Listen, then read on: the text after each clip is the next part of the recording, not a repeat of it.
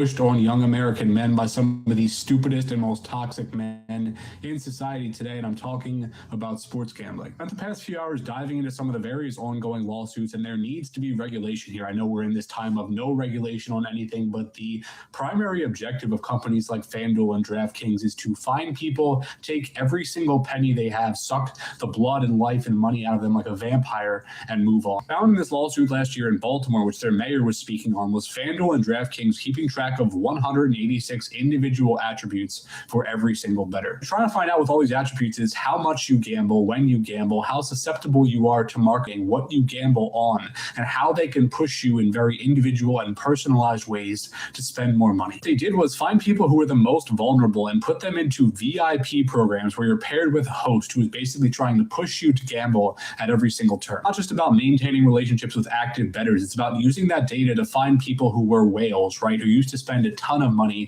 probably realized they were in too deep and stopped, and then retarget those people and reach out to them and start hitting them with personalized marketing. We're talking about that marketing. We're talking about verbiage that is insidious, right? We're talking about the usage of phrases like risk-free bets or no-sweat bets, which certain states have straight up banned, like Ohio, because this is misleading. For example, say they send you a promotion for a $50 risk-free bet, right? So you're taking $50 of your own money, you're activating that, so it's now risk-free. If you lose that bet, that money is being turned into site credit, essentially, right? It's being turned into dollars for FanDuel or DraftKings or whatever. So it is not risk-free because that money is now gone.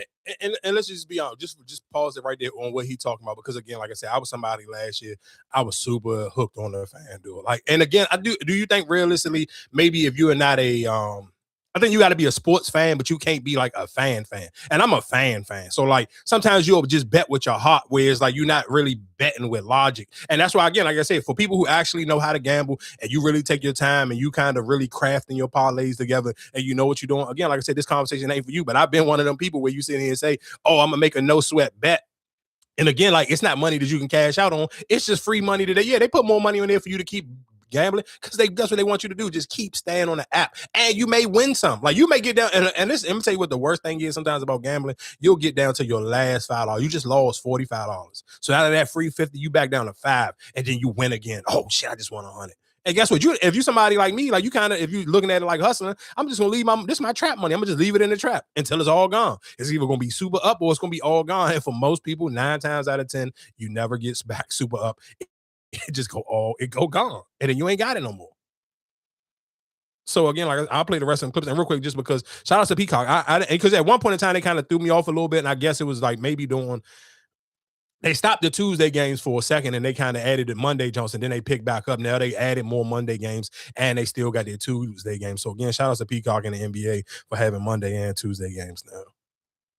You now just have the opportunity to bet once again, but it is not risk-free because if you lose the bet, you forfeit your money. They'll do things like deposit matches. So DraftKings had an example where they had a $1,000 deposit match, but what you had to do was deposit $5,000 and then bet $25,000 over a certain period of time to get the $1,000. Once you're in $30,000 over 90 days, you're getting $1,000, right? Another problem today is they push you to bet on every single thing, right? They want you betting on individual drives, at-bats, pitches, like small micro bets, right, to keep you on every single moment of a game. This is how you spend more and more and more. You don't even realize that you're doing it. They slap faces that you know and may like on this stuff. Pat McAfee had his deal with FanDuel, which expired, but he was milking this for every single penny. I believe he got $120 million. That every single celebrity involved in this is frankly fucking pathetic. I think people like Kevin Hart have absolutely no morals. People like Wayne Gretzky don't care about the damage this will do to individuals and to families. I think people like Jamie Foxx are just seeing a big paycheck and they're saying, you know what, that's great. I'm not pushing you to become a professional bettor, right, and be looking for small bits of edge here and there 24.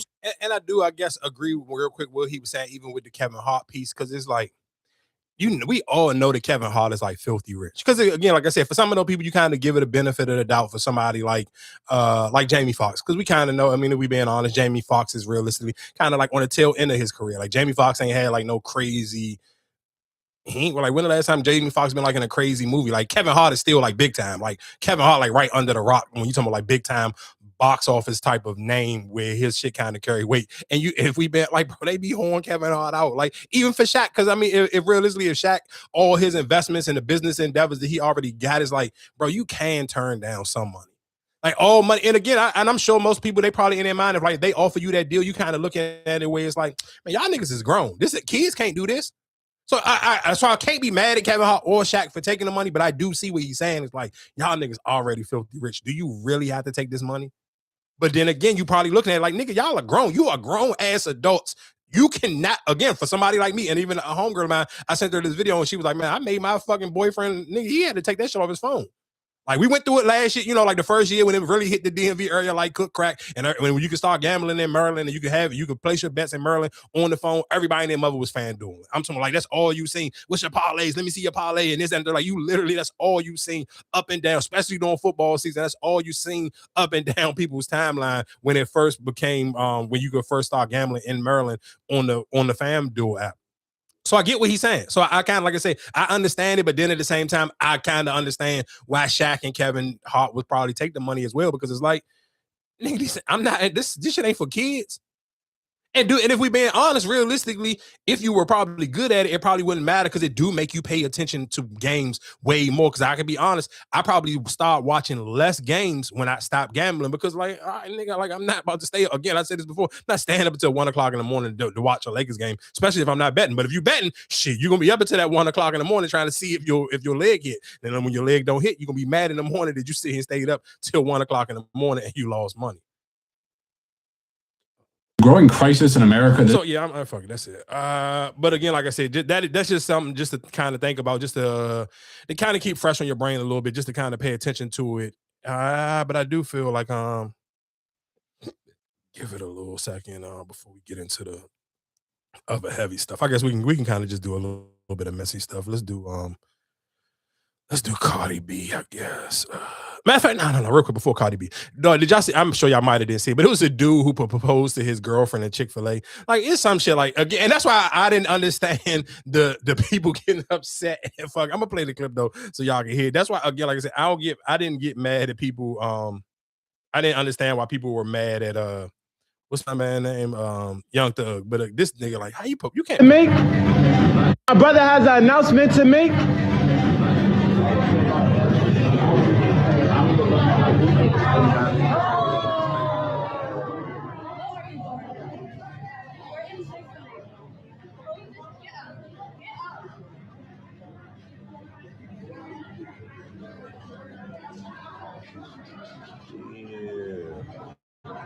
No, my brother has an announcement.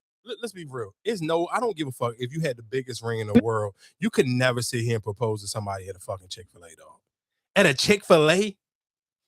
Like, not like the dog. No, listen what I'm saying. Like I said, we had this conversation already. I feel like for 2 weeks in a row now. When you sit here, you can't tell people where to propose at, but some shit is just disrespectful as hell. Like, even if you go to Chick-fil-A every single day and y'all love Chick-fil-A, that's y'all way that y'all go before y'all go to start y'all work day, and that's where y'all go for breakfast. You can never propose to nobody no Chick-fil-A though. That's still a fast food restaurant. Like, let's not get ridiculous. Like, certain shit, niggas just getting carried away and just being like, sometimes, again, and I'm not getting upset about it. I'm just talking about it because I've seen it on social media. Because sometimes I feel like some of these videos you be seeing, it just be realistically people just do it for clickbait. Because that people gonna be outraged. Like, nigga, come on, let's be clear. And you got me, because when I seen it, I kind of was outraged. I do want to talk about birthday parties though, real quick. Just somebody you sitting here inviting, and you know what's so funny about this? I'm not laughing at this woman because, I mean, as a promoter, I always felt like I was never one of those people. Like, I had to promote like fire shit, like big events, cool things. Like, I wasn't a personal person. Like, so maybe like if I had like a kid, like I couldn't imagine like if I had a kid right now, my kid was having like, oh, I'm about to have a 1-year-old, like I had a 1-year-old, right? And they was about to have a birthday party. I know I don't go to people's shit, so I wouldn't realistically even try to throw my 1-year-old a party because I know ain't nobody gonna come. So I kind of felt for her though, because it's like, she probably was really showing up to people's stuff and kind of like going to people's stuff. And then you see him saying that nobody come to your stuff. Like, yeah, I can imagine. Like, if I go to everybody's situation and y'all don't come to my joint, that shit gonna really piss me off now. Like, it's really gonna make me like, I don't even know if I would just go to social media and cry about it. Like, that joint realistically would probably make me send out some text messages and cuss people out for real. I'm cool on everybody. I put that on her. I put that on my Camille, on my Eli. I'm cool. I'm cool. Y'all not gonna keep doing my babies like this. I swear to God, y'all not gonna keep doing my babies like this. Y'all not. Y'all not. Every time y'all invite us to something, we show up and we come and gifts. Even if we don't have gifts to bring, we come, bro. Y'all couldn't take an hour out of y'all day to come to my baby party after y'all said y'all wanted to come. I wouldn't have threw her a party if I knew no one was coming. I got money to take my baby out of town every freaking day if I want to. I don't have to do this.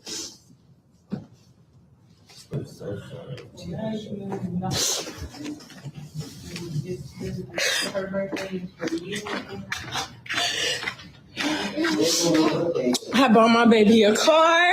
What is you talking about? A tea party? What are we talking about? No one came. Y'all are wrong. All this food. Y'all wrong. Y'all wrong. And my baby looks beautiful. She look good as hell. Y'all wrong. Because I got all these gifts for y'all kids. I got all these treats and snacks for y'all kids. Y'all wrong. And I don't get on social media looking for attention. I'm only pissed off because my friends, my family, y'all do this shit to me doing every time I have an event. Every time I host something for my birthday, for my son's birthday. Y'all wrong. Because y'all call me the first time y'all need anything. Because I dance, because I got the money for it. Y'all call me every fucking time. And I'm cool. Hey. She's wrong. Like how many times did this happen? Because that's now the more you sit here saying that people didn't show up, like they ain't show up for your birthday. Why you sit here? You put that yourself through. Or if you even had an older kid and you already tried with the older kid, why are you sitting here trying again? And again, like I said, I think sometimes some people just got to be honest with themselves. You kind of know the energy that you kind of put out there, or you kind of know how people view you.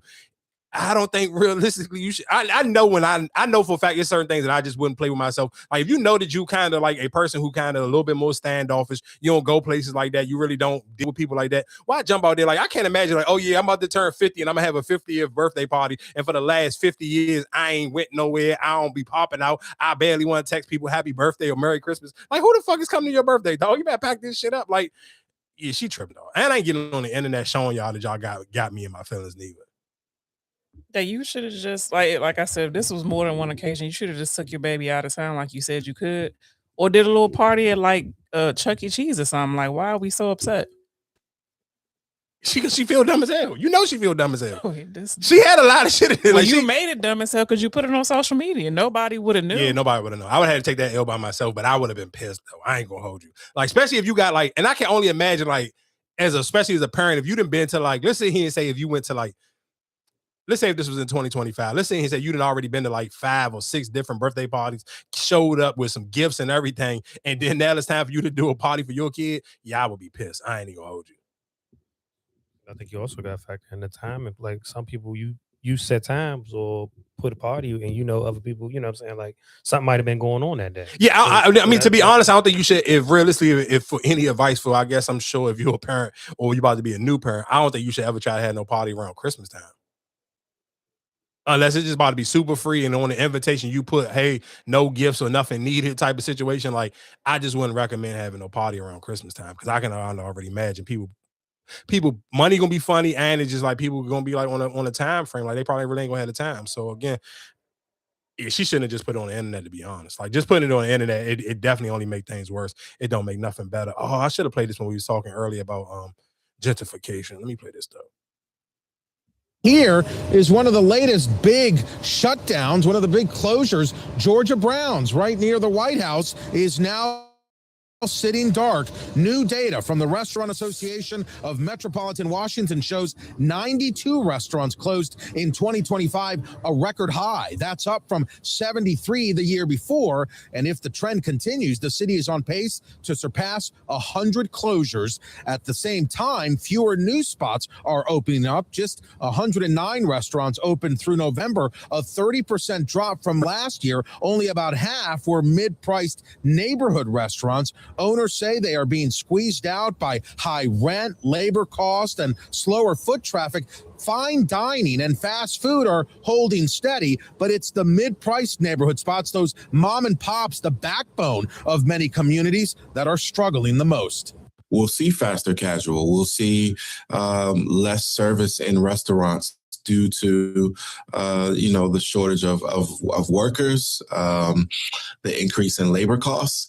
And I think that that's just going to be a new norm. Right here. Yeah, or I think realistically, again, when we talking about gentrification, I think some of y'all just need to go ahead and bring y'all businesses to PG County, because let's be clear, for those form like that style of restaurant, basically what they saying, I'm taking it at if I'm getting it right, it sounds like it's like Carolina Kitchen style restaurants or Sylvester style restaurants in PG County. Them shits thrive. They got 2 Carolina Kitchens, and they got can't even tell you how many Sylvesters they got at this point. Like in that little area, that Forest Creek Sylvesters, it's one on Silver Hill, and it's one on you talking and literally in a 10-minute drive span. Maybe if it's traffic up on Silver Hill, it may take you 15 minutes to get to all 3 of them Jones.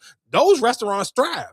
So if you're saying these are non super fancy junk, but you can get a good meal and they may be a little bit more price, of course, than McDonald's or something. I mean, of course, realistically, the crazy thing is at this point, you're talking about the prices of McDonald's is damn near the same prices as getting a meal from Sylvester's. So again, like I said, just with some of those things, I think if those restaurants are smart, I think realistically, you probably should just make your move towards Prince George's County.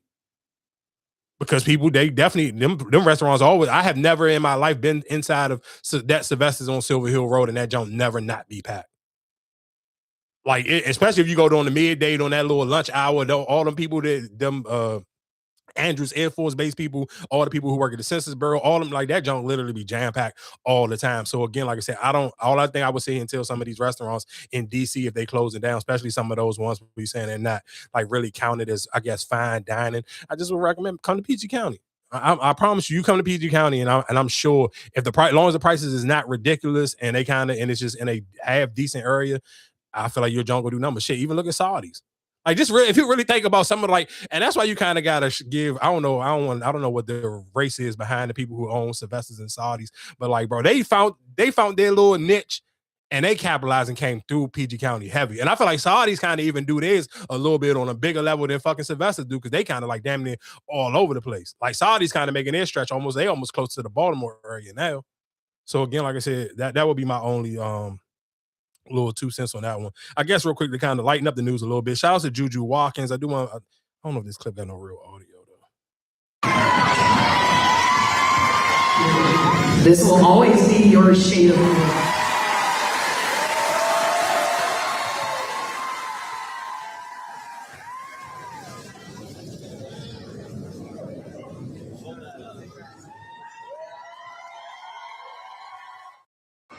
And again, like I said, shout out to Juju Watkins. I believe Juju Watkins is the first basketball player to get they're the only one to get their jersey retired from Sierra Canyon. And of course, Sierra Canyon, Bronny went there, Bryce went there. I feel like some other.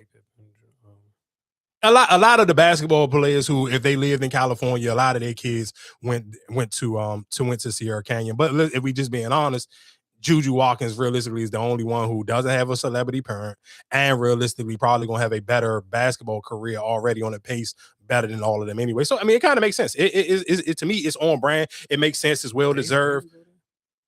I don't know. I think he's from the East Coast. I think.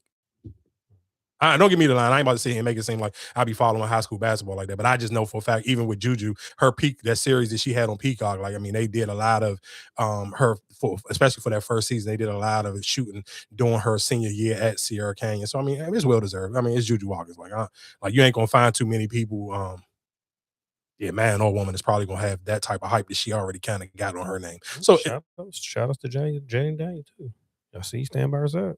Oh yeah, shout. I mean, smart man. Yeah, he's stupid smart. Like, yeah, shout out to Jalen Daniels. I ain't mad. Like, I ain't mad at him. Like, the only thing, the only messed up thing, about realistically for these newer couples when it comes to like athlete on athlete is kind of like, and I know for the men, they probably be pissed because it's like you kind of really can't get these women pregnant. Because their fans gonna be happy, but their fans gonna be mad too. Like Bam cannot go get Asia pregnant right now. I'm sure they want to, but and the fucked up thing about it is because you kind of to me, if the smarter thing realistically, if we keep it in the bean, and this gonna sound kind of crazy, and we can kind of move on to something else. The smarter thing, if you dating a female basketball player right now, and she in the WNBA already, the best year realistically to get her pregnant is right now, because 9 times out of 10 they ain't gonna have another season next year. So if you kind of if you plan that by the negotiations is kind of falling to the wayside, 9 times out of 10 they're gonna have a lockout. So this probably be the best time to get her pregnant because she ain't gonna miss out on nothing. But if you kind of wait, like you can't, like Bam can't, you can't not take if you Bam, you can't. I can't take Asia Wilson out of her prime right now. Like nigga, she's in her prime. She's at the peak of her career. Or even just realistically, she's a bigger star than me. So I can't fuck that up. So I kind of like, you literally can't do nothing. You gotta until she gets to the point where she feel like, cool, I'm ready to retire, or I got enough championships where I don't know how, you know what I'm saying? Like again, I think reports that she was when they was having twins. Yeah, that probably was just a lie. But like I said, I mean, to each is his own. Because like I said, plenty of WNBA players have done it. Yeah, but but you gotta think about it. They done it when the WNBA wasn't as popular and it wasn't, social media wasn't as big. Because even shit, look at Candace Parker. Like imagine if Candace Parker was like the way WNBA is covered now, and Candace Parker would have kind of stopped and had her daughter or shit. Some of them other women now, the WNBA is just too popular right now. Skylar Diggins. Yeah, or even like for Skylar Diggins, another perfect example. Like I said, I think you got to time it right. Yeah, you got to. Like I said, for the fact that their season is kind of it ain't till the end of May. Yeah, it's not till the end of May. Yeah, and it only lasts till July, August. No, till September, October. It depends. I mean, if you make the championship October, but if not, yeah, like really, I thought it was September. It going to September. You got to think like right after that at the NBA is. No, you got to think about it. Their finals is in October. Their finals is like right around. I want to say their finals is like right before NBA season start. Yeah, probably like right before the NBA season starts. So again, like I said, that is something that I kind of thought. But again, like you said, shout out to Jalen Daniels. Again, shout out to Juju Watkins for getting her jersey retired. And shout out to Coco Gauff, because we talked about Coco Gauff last week. She beat this. I don't know how to pronounce this woman's name, but whoever this woman was, she was a hell of a tennis player. Man, there was this video going viral of fucking Coco Gauff hitting the serve. Man, she jumped so fucking high in the air to hit that ball back. I want to say she the first person to ever beat this lady 6'6". I can't pronounce the lady name, but again, like I said, I don't watch tennis, and this lady, of course, got one of them crazy like Russian type of last names and first names. So I can't pronounce it, but Coco Gauff beat her 6 times, and I believe Coco Gauff was the first woman to ever beat this lady 6 times in a row. So again, like I said, shout out to Coco Gauff. Again, shout out to Juju Watkins, and shout out to Jalen Daniels. I'm not mad at you at all, and I'm sure your moms ain't mad neither, because we don't never see your moms around when Juju around, and I ain't mad at her for not showing up. Have y'all seen them? I sent y'all the Nike slides. Did y'all pay attention to them, Jones? Yeah, I saw them. How much is them, Jones? Say like $100. Oh, 100 even? Mm-hmm. They sold out. Oh yeah, I'm sure they sold out, because I feel like every goddamn Nike influencer then had a goddamn about to come out, a all black pair, I think, this week. They got pushed back. I want to say until like February or something. Man, what's the dude? I should have played it so I could have played the clip of that older nigga. I didn't send it to myself. But anyway, shout out to Nike. They got some like this, some crazy technology with the shoe joint, like the way it kind of just do that little. I can't even explain what it do. Like, damn, I'm mad that I didn't. Come out the 5th, February 5th, yeah. All black. They look cool, and all the little stuff that it looked like it was doing. I can't imagine me.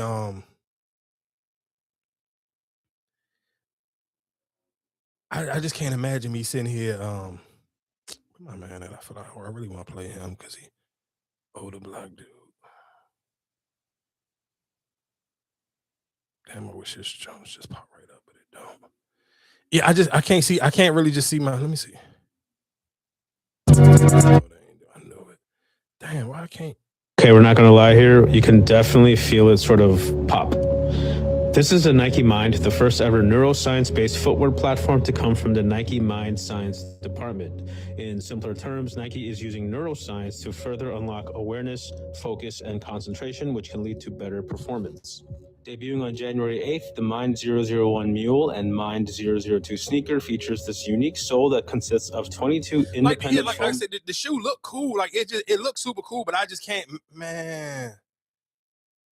Maybe if you could just walk in the store and buy them, then yeah, probably cool. I wouldn't mind getting them because I mean, You want to try them on?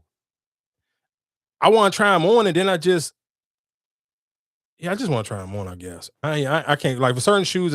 I want to make sure they're really comfortable, and I do. Let me see if he's talking. He just launched a new shoe that can make you smarter. Yes, that's true. I love Nike, but their new shoes called Mind 001 is one of the strangest products they have ever launched. They're not normal sneakers. They're designed to train your mind with a simple idea that your brain controls your body. And by training your brain, you can make your performance better. Well, to prove that. Yeah, man, Nike, y'all ain't paying me. Suck my dick. But yeah, again, like I said, shout out to Nike for them, Jones. They do look super comfortable. I guess realistically, it's just a form. I mean, it's a cooler version of, I guess, a Croc, and they got a little bit of performance stuff to it. And like I said, I ain't mad at Nike. I mean, you got to find ways to kind of keep up with the everyday person, because I think the everyday person is leaning more towards comfortability than it is just name brand for name's sake. Like, so I ain't mad at Nike for that. Like, hey, what's something? Because you are Nike, I feel like if you can reach people at a reasonable price and you can make the shoe or whatever you got going on, I think that's the problem. There ain't nothing reasonable, especially for these new futuristic shoes that they've been putting. I mean, but how much is a pair of Crocs? Regular Crocs? Probably like 60. 67. Yeah, so $100 for that ain't bad. For if they do all that other extra stuff that they saying do it, that don't mean an extra $40 for it. And it's supposed to. That's why, again, like I said, I haven't tried none no more, so it's hard to say. But if you sit here saying if it's way more comfortable and cozier than a pair of Crocs, and they kind of fit you, because that is one of my complaints about Crocs is like, if you get them too big, you can't wear like super thin socks. You kind of got to have thick socks on, or they're going to be sliding all over your feet. Again, just for safety purposes, especially if you're going to be outside wearing them and moving around. And that's one of the reasons why I kind of just be like, if I'm not walking, it had to be damn near like I'm just not going nowhere super far, or I'm not, making a long walk from the car to wherever. Like, yeah, I can't really do them. So if you kind of eliminate that, I'm not mad at him. I should have sent it to him. I'm mad because this old. For some reason, I thought I would be able to find the older black dude. He always be talking. He literally come on my timeline all the damn time, dog. Yeah, but I couldn't find him. It's cool. What else is going on in the world? I know. Cam Newton gambling. Oh, Lil Durk. I'm not a lawyer, but I went to court today to attend a hearing for Durk's federal murder for hire case. So let me tell you what happened. And since I was there in person, everything I'm saying is something I either heard or saw myself. So I'm going to use my own tweets as a reference because I'm the source. Okay.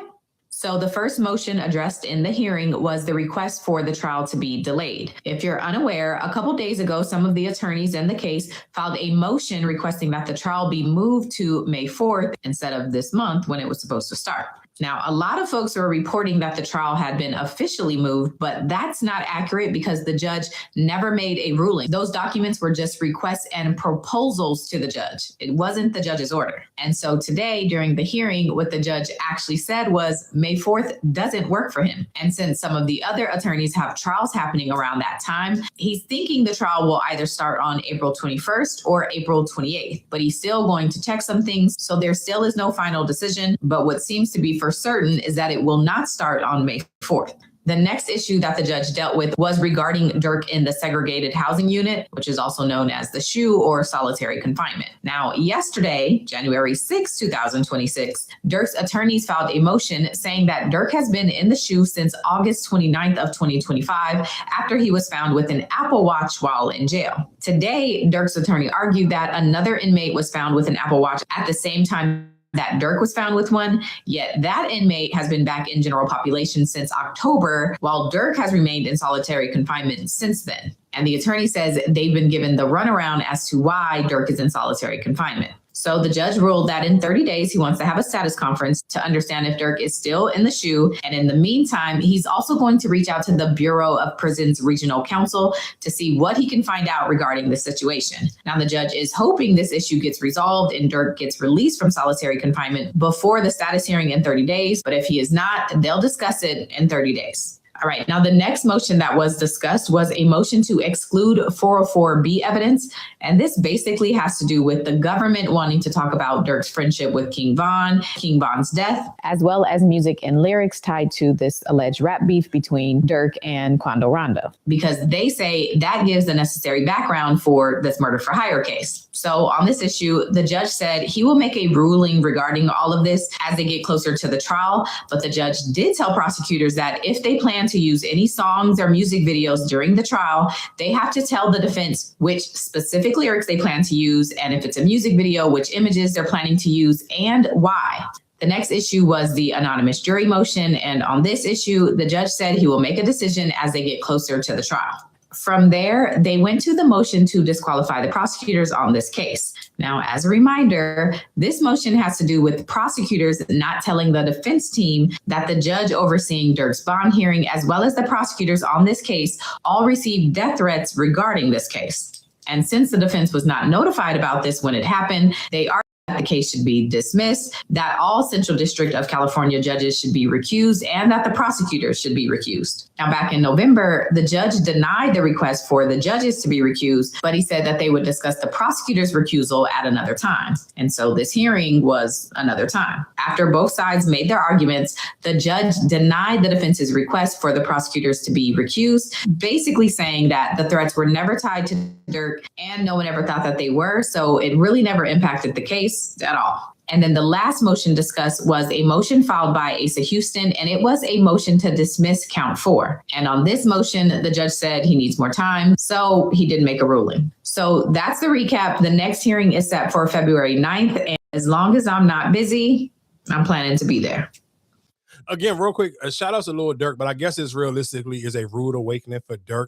And the reason why I say that, because you've seen, I guess, posts from his mom that was starting to go viral. She was sitting here saying, basically, every time he go to court, it's less and less people showing up for him. I mean, and you know, the sad thing, I mean, I guess realistically, one is because a lot of Durk close friends and family, a lot of them have already been killed before. You know what I'm saying? Like his blood brother, blood cousin, like a lot of them. So it's kind of like, I don't necessarily know if you were expecting other like musicians to kind of like show up. And I think maybe realistically, and it's because I think, again, why I see and say, I think it's a learning lesson for him is kind of to know that a lot of these niggas is just your friends, music business wise. Like they kind of almost just like working. They just like, they basically your, what is your coworkers? That's basically what they are. So it's not, you can't expect for these people to show up, especially if they don't live in California and if they in Atlanta or wherever the case may be. These niggas ain't your real friends, and you kind of get to see this, and you kind of get to see that niggas ain't even. That's why niggas ain't screaming free Dirk or none of that. So realistically, I mean, you kind of, I know, which is probably sad for him, and it's a little bit frustrating because maybe you feel like these was the people that you was trying to prove a point to, and now you literally you in jail by yourself. It's nobody but your family. Like it's literally not a soul in that joint. Nobody ain't showing up to the courtroom. So you kind of realistically, you're getting a hard dose of reality. And for any younger person you listening to this should let you know, like, nigga, Lil Durk is Lil Durk. You just a regular nigga. So it's 100 times even worse for you. Ain't nobody coming there for you. When you go do these crimes and you think niggas gonna hold you down, I promise you they're not gonna hold you down. And the only people who gonna hold you down is your immediate family, and you lucky if you're and again, it's because he Lil Durk. So realistically, of course, his immediate family, you talking about India and his mom gonna show up for him, because I mean, realistically, they still get to benefit off of him being Lil Durk, even if he eventually come home or if he gets sentenced to life or whatever the case may be. They can still, I'm sure they got access to his music to be able to put stuff out. So if they need to, whatever the case may be, you can kind of just keep it moving off of that. So again, like I said, shout out to Lil Durk. I hope people, you listen to these stories and you pay attention to how people are not showing up for him, and use this for your own reality. Sometimes you got to learn from other people's mistakes, and you can get to learn instead of putting yourself in this situation. People you think going to show up for you, I promise you, when it's time for you to sit down and you got to do some real jail times, them phone conversations, niggas ain't gonna pick up them calls no more. And you got to think about it, Durk is on a RICO case. So I'm sure for a lot of people, if they really not your friends and family, niggas ain't gonna just be popping up to the court like that. And especially if some of these same corny niggas trying to get features from NBA YoungBoy or whatever the case may be, niggas is definitely not showing up to that courtroom. Because I don't necessarily know how many people were showing up for Young Thug situation. And maybe Young Thug's situation is a little bit different because it was happening in Atlanta. So majority of the people he cool with is in Atlanta. But shit, you wasn't seeing like Lil Baby and 21 Savage and all them niggas that he was on the phone with. They wasn't going to no goddamn court dates because niggas ain't trying to get picked up in them Ricos neither. And especially if they don't understand what's going on or they don't understand. That's what I took it as. Like, you don't know what's the severity of it, right? Yeah, hell no. You talking about you on a federal RICO for a murder for hire case. I'm not gonna lie to you. If Dirk was my man, nigga, I put some money on your books. I give your mom some bread. I pay for the lawyer, but nigga, I'm not coming in that goddamn courtroom because you don't want your name attached to that shit. Because the headlines would be, imagine if Young Thug was sitting in that courtroom. The headlines would be, oh Lord, Young Thug is in the courtroom for Lil Durk's murder for hire case. Young Thug must have didn't learn his own lesson for his own RICO. Like because the way the media speaks and kind of ties shit in, especially when it's a slow news day, they be looking for stories to pick up and just make something out of nothing. I got a question for y'all because I think both y'all got tattoos. What was y'all tattoo that you was kind of geeking for other people to see? Like, because I'm sure you got, I know Marcus is because he was my brother. And if you've been following Marcus on social media since fucking MySpace, I think we pause no homo. Everybody know the tattoo you was geeking to show the world when you got it done. But I guess what in your mind frame before you felt like you couldn't never stop showing the world that tattoo, did you get that and be like, oh, I can't wait for people to see this tattoo? Yeah, the point of the tattoo. I mean, maybe it's different for women because I'm sure some women get tattoos where it's like you don't want you getting it, but you don't want everybody to see it. But then there's some tattoos you want everybody to see. I feel like most of your time where you want people to see them. You want people to see your tattoos. I don't think that you get them like, oh, I don't want nobody to see it. Unless you're getting somebody's name or something. Even names. But I feel like most people want you to see their tattoos, unless it's like, on the butt cheek or something like that. But most people want you to see their tattoos. I mean, y'all could be right. I don't got none, so that's why I kind of wonder because I had it on the list. I've been thinking about it for like 2 weeks, and I really kind of when I seen this lady in the gym today, and she had a fire ass back tattoo, and I was just like, damn. I'd be wondering like how many, like when you get tattoos, like how many people like do you think about? I'm trying to, like really. Yeah, I think that's the point. That you want to show it up. I don't think you just get it just to cover it up. Yeah, you want it to be seen. I mean, I'll get mine in places that I can cover up, but I mean, still, you still want it to be seen at some point. I think that's the whole point of tattoos. Like people, how they be getting the shit on their hand, like you ain't just getting. But those be different. But like I get maybe that's why I said maybe it's different for women. Because I'm thinking like even if a woman got like let's say if you got a fucking tattoo like close to like your inner thigh, I'm sure you want people to see it, but you don't want everybody to kind of see it. Like even when people, you think about when people be blackmailing people and people be like, oh, I know that, like, or even if you watch a murder show and people be like, oh, but they got a tattoo in their inner thigh, because everybody can't see that tattoo on your inner thigh. So only certain people who really been with you, then that's how they can be like, oh, that's how I know that they assaulted me, because how did I know that they had that tattoo right there and nobody else don't know they got it? That's what I'm saying. When you get your tattoo, I don't think it's to be, like I said, you want it to be seen. That's just like, even with, like you saying, people noticing the tattoo. That's how everybody know that Ice Spice is with Michael Porter Jr. off his tattoo. I seen the joint, but I kind of was off his tattoo. That's how they seen the little joint that he on his arm. Michael Porter Jr. Can I sit here and say this? Like, and that's why I don't like why sometimes like athletes or niggas in general, realistically, if you ain't got nothing really to talk about or you really ain't putting people down on some shit, you just don't need a podcast, because all of that cool fly shit you thought you were saying, all of that shit go out the window. You might as well delete everything you ever said on a podcast, because I know for a fact Ice Spice ain't going for none of that shit you was talking, and nobody ain't gonna believe that she going for any of that shit. Yeah, so I mean, and you playing fucking, now you playing sloppy seconds after my man Sauce Ghana. Shout out to Sauce Ghana. He really like, I ain't going, I don't know if y'all be like, because I follow some of them young ass blog pages too. So it's gonna be getting that shit off. I ain't even gonna hold you. He just like, man, I seen him at one of the basketball games with Lotto's sister. Yeah, I was like, yeah, I ain't mad at you. Yeah. I see you got a type, but you definitely, that was a huge fucking upgrade from Ice Spice to Lotto's sister. Lotto's sister, Brooke. Yeah. Huh? Is it? Hell fucking yeah. You ain't never seen Lotto's sister? Nigga, Lotto sister look 100 times better than Ice Spice. Like, it ain't even like they shouldn't even, them two motherfuckers shouldn't even be in the same conversation. Like, yeah, Ice Spice got a name, but we talking about for just straight looks. Man, Lotto sister look 100 times better than fucking Ice Spice. Like, I'm Drake was messing with. Yeah. Just because I just played the Lord of the Lady, I'll come back to her in a minute. I really hate when I see a girl's event and everything is dick shaped. Like, oh wow, a dick cake. Yummy. Just invite the niggas. Like, that's what everybody here want, obviously. Just invite the niggas. Like, we plan a girl's event just to eat dick. Like, is that all we do? Like, you walk in, everything dicked out. I ain't never seen niggas have no coochie party. So what is we having dick bashes for? Like, you couldn't find a heart or something? We gotta take dick shots out of a dick glass? Like, what are we, penis people? Can we do karaoke or something? Like, I don't like that. Like, why are we having a deep throat contest? Even in our free time, we learning how to please a man. God. Delete all that shit. Throw all that shit away. Like, now your throat stretched out and you breathing all the air, about to have a fucking asthma attack because you wanted to show bitches you could deep throat to the purple part of the dick lollipop. Like, what the fuck are you doing? What about a dick scream is fun? A dick scream danger to me. It's dangerous. Stay away. Like, they're just not that great to be worshipped like that. I'm sorry to be a party pooper, but stop having dick parties, okay? Just fucking stop. I really hate. Dog, that shit is so funny, but it's so goddamn true.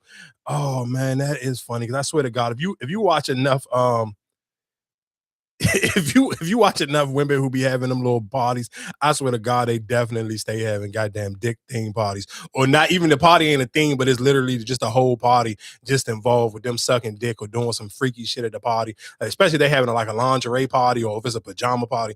Oh my God, they're gonna be extremely freaked out at the party. Let's go to this little Shane John real quick, and then I guess we can get into serious stuff. And the reason why I wanted to play this Shane, because I meant to sit here and play it. Well, she didn't really do a voiceover. She did a Twitter post when it was Milano Rouge, and of course that's and I hate to sit here and say this for people who are not familiar with her. That's, of course, that's Meek Mill's baby mom. And she got her clothing on, and she was cool. And you know what's so crazy? Because I kept seeing, like, when TikTok was selling the joint, I'm like, Milano. I'm like, this can't be Meek baby mother stuff on TikTok. And the reason why I said it, just the way I knew, not saying, of course, I'm not saying there's nothing wrong with the TikTok shop, but I just know the way she presents her stuff that it kind of was like, this ain't how if she was even selling shit on the TikTok shop, I'm sure she wouldn't present her stuff like the way that these people on TikTok was presenting her stuff. So I kind of knew it was a knockoff. So she did make like a Twitter post about it and complaining about it. Like shit, probably like almost damn near like a year ago now at this point. But I do want to play this young lady who made a TikTok about this, talking about Shane kind of like stealing her stuff. Piss me off. Shein has me so fucked up. So Shein posts these pictures on their page. This is a photo from my fucking clothing brand. My clothing brand. Stealing my picture is not the craziest part, y'all. So they edit my logo off of the bags. Not the craziest part. Pay attention to the color of skin on my homegirl. Bitch, why the fuck is she white? Bitch, why the fuck is she white? Shein, why is my friend white? As a small independent designer, I initially was just irritated for Shein to be stealing my brand's photo. Small independent designers are stolen from all the time. Like, it's time to stand up. I'm so tired. And the race, you know how astronomically racist you have to be to edit my friend white to fit the aesthetic of your meme or your brand or whatever you're trying to fucking do? Bitch, I'm so irritated, y'all. And I made a post on Twitter. It's gone way up, 5.5 million views. Y'all went up for it. Thank you so much. Everyone is saying sue, sue, sue. I will give y'all updates on that process if I actually have a case or not. But bitch, that's just so crazy to me. Anyways, if y'all want to support a real fucking creative, a real small independent designer, I sell very cute cunt-ass clothes. Everything is ethically fucking made. Excuse my language. Let me calm the fuck down. I'm Jade. I'm the owner of Dulce Clothing. Especially in times right now where I'm looking to maybe sue this huge, ginormous fucking brand for using my stuff and not being careful about using the intellectual property of another brand and using a racist ass rendition of it, I would really appreciate the support. So, y'all. Again, like, man, I don't even know how you, because they didn't steal her clothes design. They literally just stole her picture and they edited the picture. So I kind of don't know. I don't know what's the laws behind that, or what's the intellectual property that she can kind of sue for. Because she ain't kind of been doing that for a minute. Because I remember, what's the young lady from here that they kind of always, because she had this fire ass body and she designed clothes, and they used to literally just put her body in anything. Like they'd cut her head off. But of course, she a woman, she know her body, and she know the stuff that she didn't put on. Her name is like Brittany B, I believe that's her name. nigga, and they used to, I'm talking about, they literally like every goddamn website used to use her for to like use her body, because the way her body was shaped, they used to use her, like literally put her on their website and everything, like her they was making her clothes for her or whatever the case may be, or like they was her vendor. So again, like I said, I don't know what the if her face was in it, baby. Yeah, that's good. How can you really? Yes, it is. I mean, it's gonna be hard to prove it, because again, even with the Britney girl, they always cut her head off. They just literally just put her body on the jump. But again, like I said, because she's a woman, she know her body, whatever the case may be. So she know that it was, y'all just literally keep just putting me on all of this stuff. Because even I think it was like some of the clothes that she may have been worn, like she was using a vendor or some case may be out of over the country or whatever case may be. You know, they be selling shit to other people. So I kind of get it. But even with Sheen, like you said, it's nothing but a photo.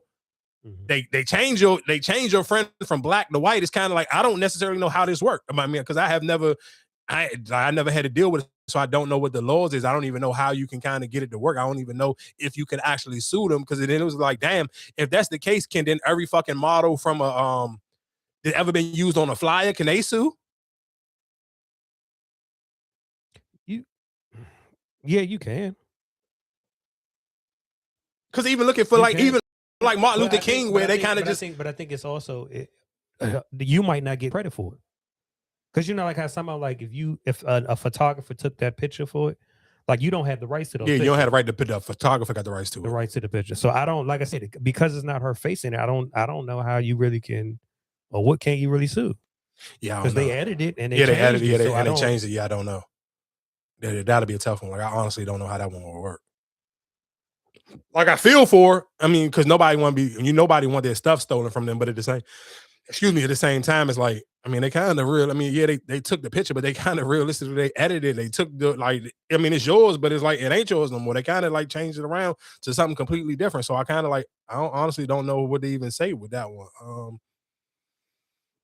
I guess let's get into the heavy stuff real quick, and then we can kind of get back to the silly shit, because Cardi B and Offset gave us endless silly shit to get into. Real quick, before I even get into the serious stuff, I'm not gonna lie to you, and it's so messed up, because the white boy, he just like be cranking, but you came behind the Aiden Raw shit, so I kind of really couldn't big him up last week like I wanted to. But what's this nigga named Jay Wick? He spelled his name Jayy, and he spelled Wick. What is it? Wick.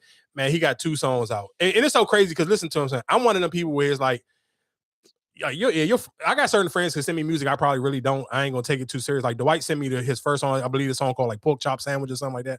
All right, Dwight sending me a white boy rapping, I'm cool. I'm gonna pass on it. And then I think Low sent it to me. I take Low taste in music a little bit more seriously, so that'll make me kind of pay attention a little bit more. But then the Pork Chop Sandwich song was like, it was okay to me. Like, it wasn't nothing I really gave a fuck about. So it was like, cool. Then he put out this other song. What's this other shit called?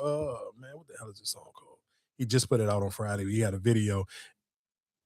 It's called All Flats, man. He got the little part on there. What is it?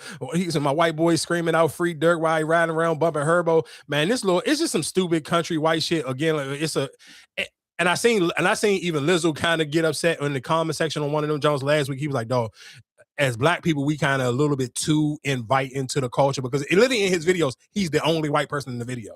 It's literally a bunch of country ass black niggas. I'm talking about like, look like them niggas from Florida with the big wicks in their hair and all of that. So I kind of like, I get where people kind of was just like, some people may feel some type of way because it's looking like this white boy kind of cosplaying as a nigga, but then it's kind of like my only pushback I would give, like, he ain't in the hood with doing these videos. Like, they shooting these videos like on a dirt road, like in the country, like literally in the woods. Like, and so it's kind of like,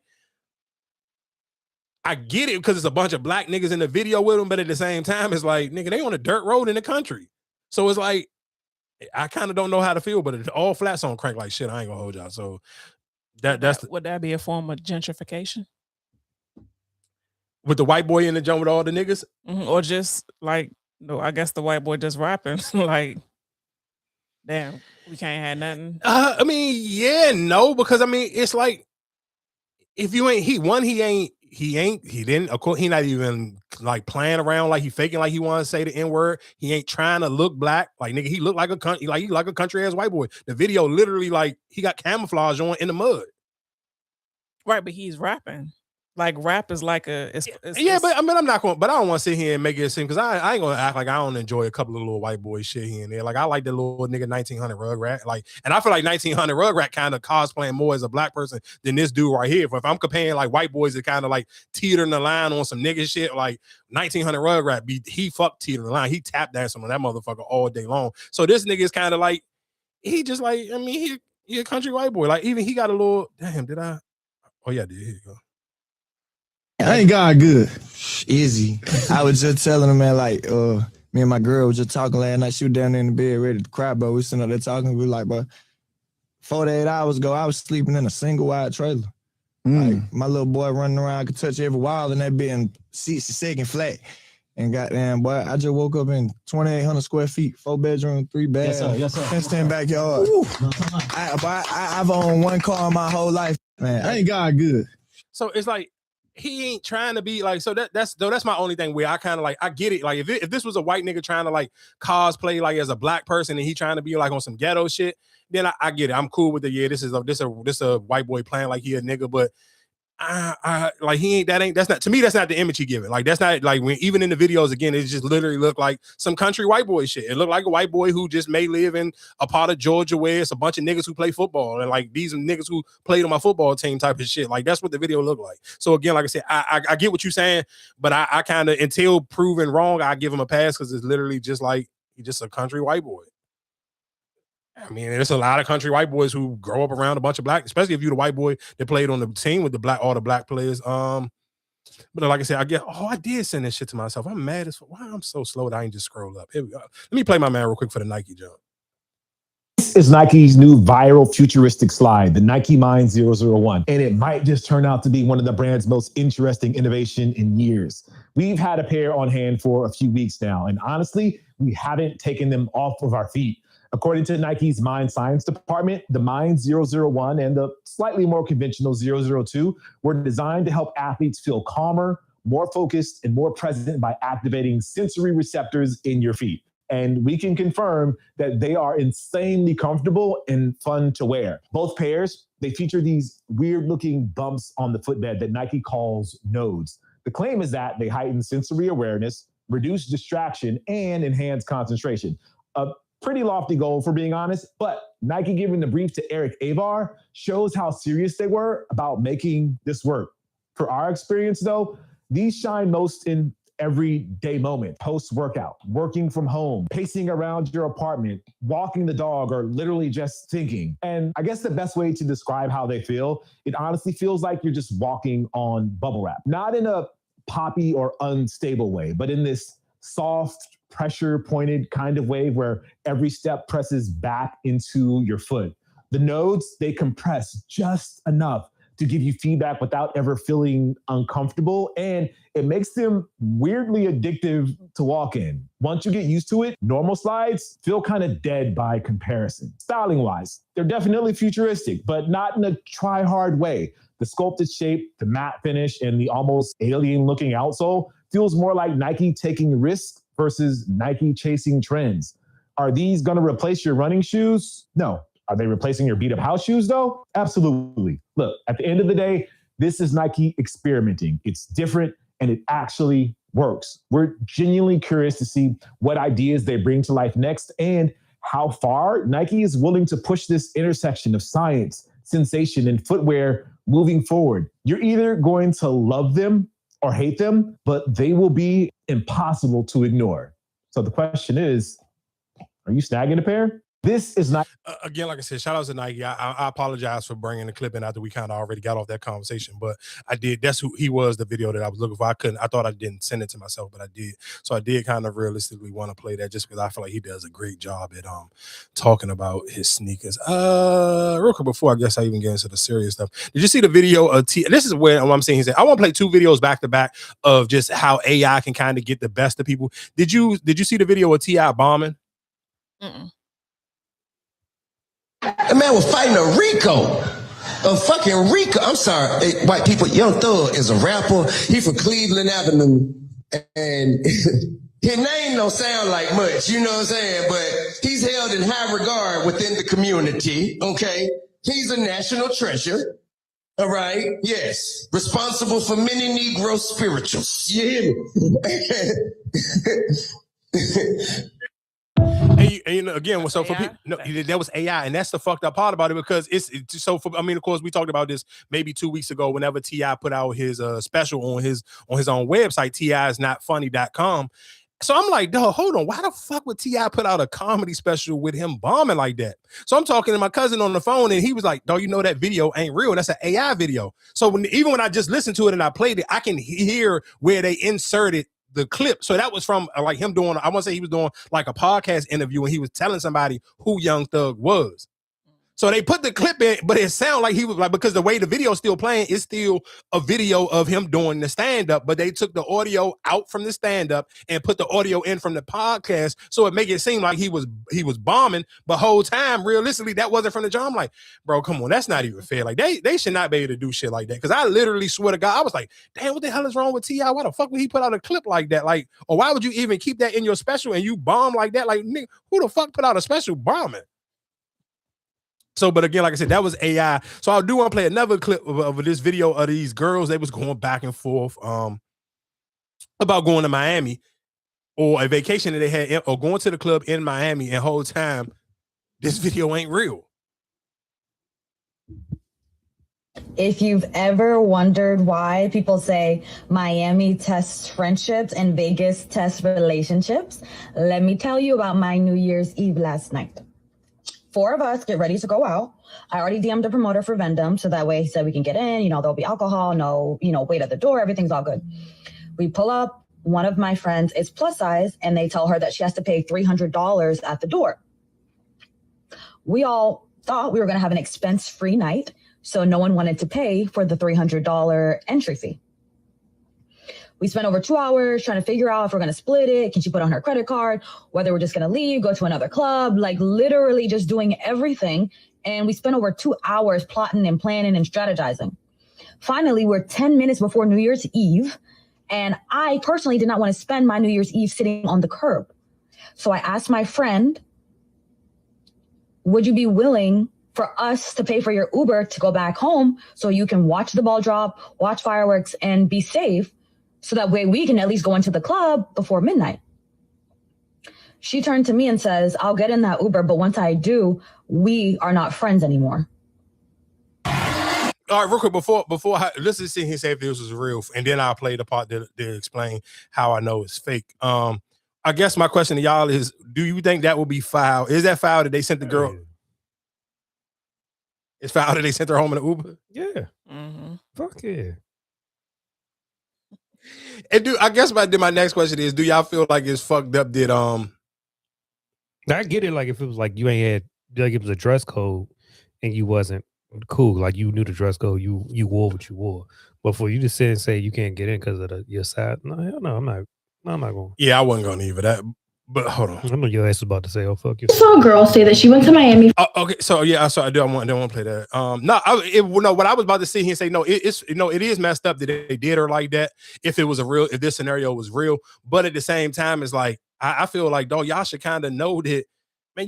It's Miami and it's New Year's Eve, like you with a big girl and that. So it's kind of like, why y'all even playing with yourself like that?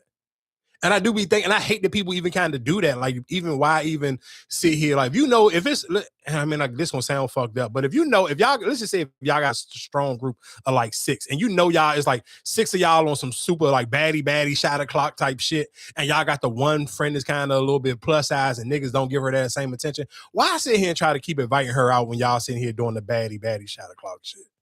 Because that to me is kind of like it's fucked up. And again, if y'all watched if you watch His or Hers, that kind of was like one of the plots of the movie where it was kind of like they treated the big girl they treated her funny. And I feel like a lot of people. She wasn't a friend though. They was just like kind of baiting her in. She wasn't a part of the friend group. They just brought her in to kind of be like mean girls.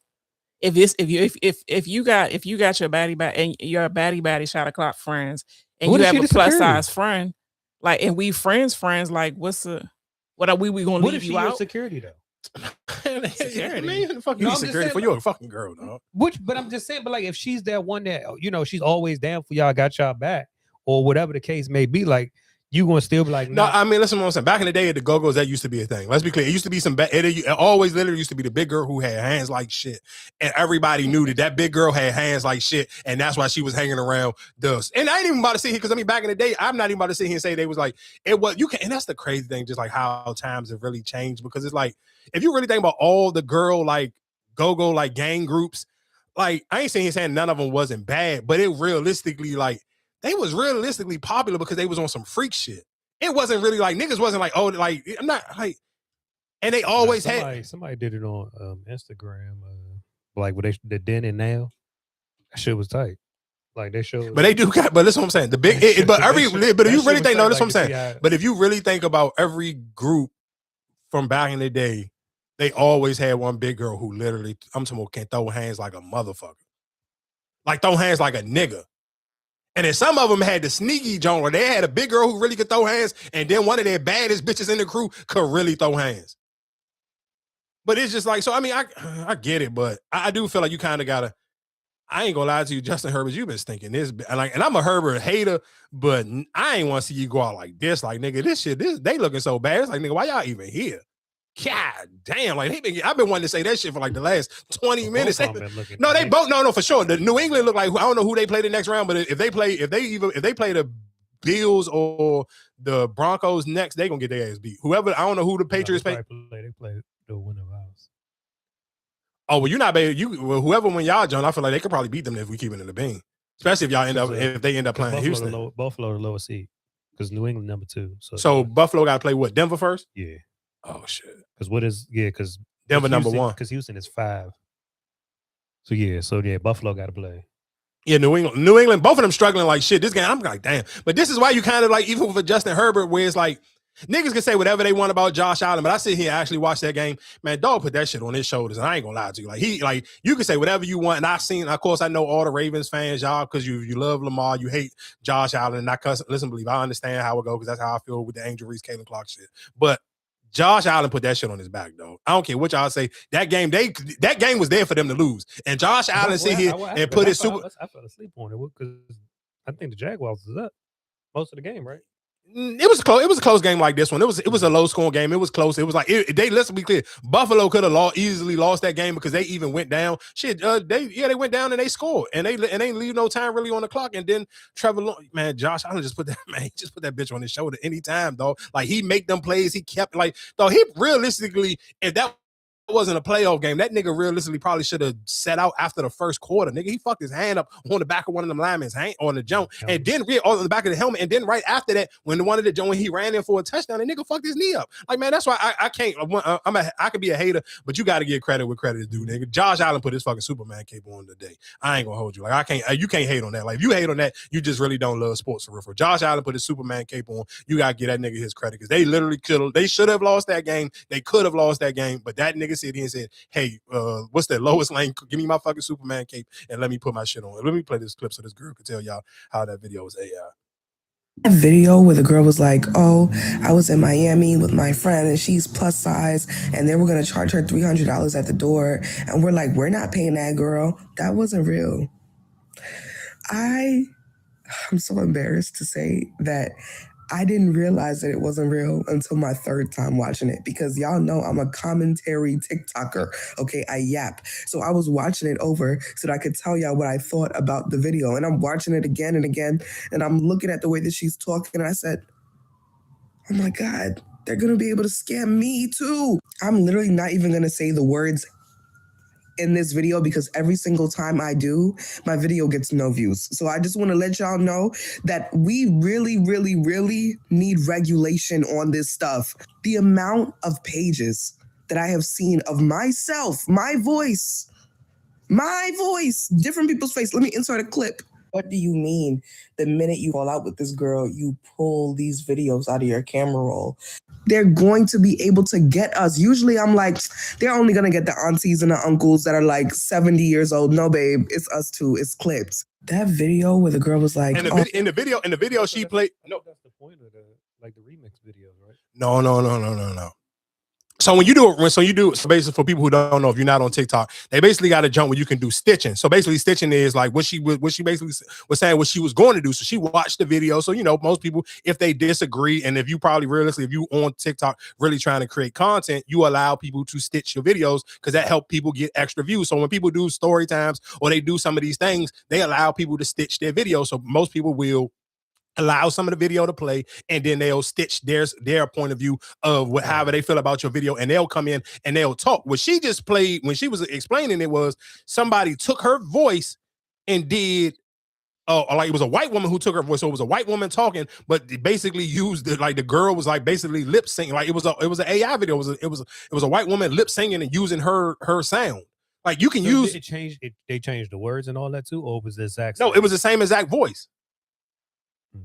Because let's be clear, on TikTok, ain't shit. You can even do it on Instagram, but people do it on TikTok. Ooh, is that a fumble?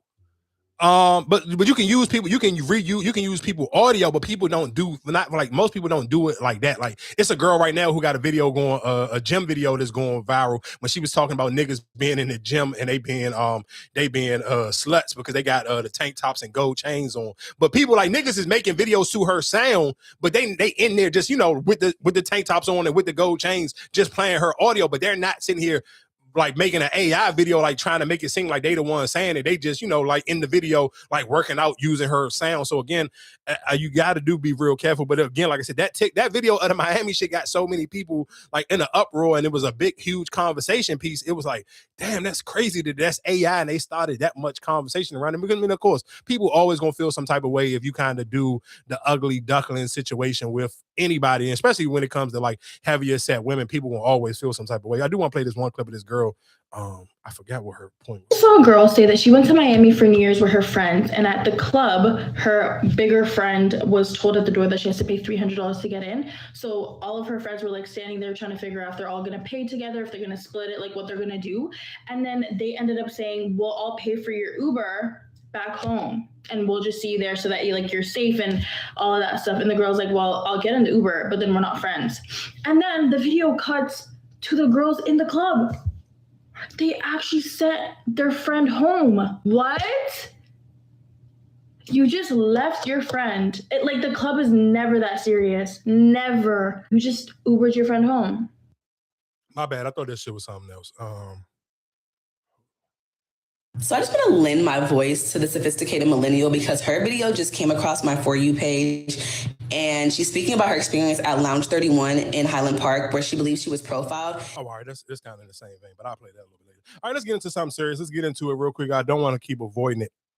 And I'm not gonna lie to y'all, and this is again, you know how sometimes you be on social media and you see too much shit.